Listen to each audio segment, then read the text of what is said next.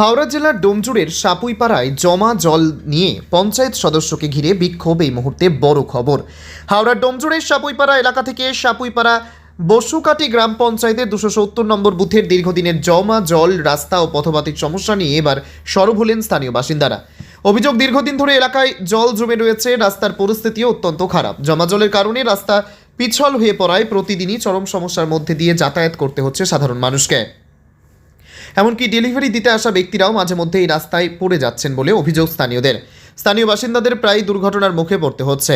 এই দীর্ঘদিনের সমস্যা সমাধান না হওয়ায় আজ 270 নম্বর পার্টির তৃণমূল কংগ্রেসের পঞ্চায়েত সদস্যকে দীপিকা পাণ্ডেও এবং ওনার স্বামীকে ঘিরে বিক্ষোভ দেখান ক্ষুব্ধ স্থানীয় বাসিন্দারা।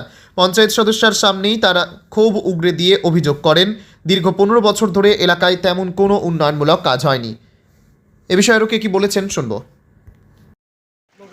বলছি দিদি, আপনাদের এই জায়গাটা দীর্ঘদিনের সমস্যা হচ্ছে, যেটা বলে থাকেন যে জমা জল, শুধু জমা জল না, নোংরা পচা দুর্গন্ধ জল, রাস্তার রাইট ঘাটও ঠিক মতো জল না। কি বলবেন এই পরিস্থিতিতে আপনি? এই পরিস্থিতিতে বলবো যে এখানকার নেতা নেত্রীরা সব শুধু ভোট চাওয়ার জন্য আসে। বিগত দিন ধরে ভোট যখন হয় তখনই আসে, তারপরে আর দেখা করতে আসে না। কে মরছে কে পড়ছে, এই রাস্তার এতটাই বাজে। 15 বছর আগে যা রাস্তাটা হয়েছিল তারপরে একবারও রাস্তা হয়নি।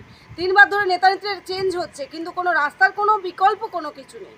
আমাদের যেতে আসতে, স্কুল যাচ্ছে বাচ্চারা, অফিস ডিউটি যাচ্ছে, সব দিনের পর দিন যেতে যেতে রাস্তায় পড়েই যাচ্ছে গাড়ি নিয়ে, কিন্তু কোনো কিছু বিকল্প বা রাস্তার মেরামত করার জন্য কেউ একবার দেখতেও আসে না যে এই বাড়িগুলো এই অবস্থায় আছে, বা বাচ্চাগুলো স্কুলে যেতে পারছে না, অফিস যাত্রীরা অফিস যেতে পারছে না।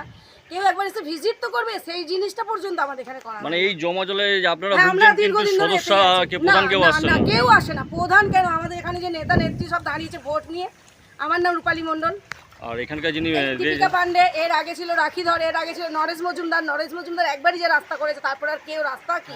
একটা পোলে লাইট খারাপ হলে সেটাও বলতে বলতে আমি থকে যাই যে দাদা লাইটটা লাগান, আসছি বৌদি করে আর কোনোদিনও আসে না। একবার করে লাইট সারিয়ে যাই তো বর্ষায় সব লাইটগুলো খারাপ হয়ে রয়েছে, একবার দেখতেও আসেনি এখানকার।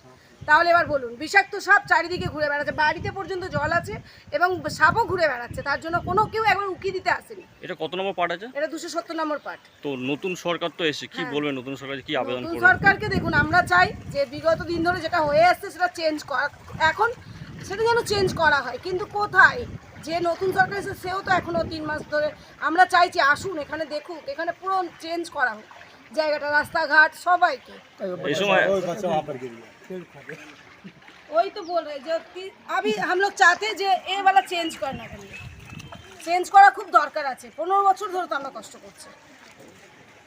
আগে কিন্তু জল জমতো না, 15 বছর ধরে। কিন্তু একবার মানুষ তো দেখতে আসে যে মানুষগুলো কেমন আছে কি আছে, কেউ দেখতেও আসে না এখানে। আপনার নাম?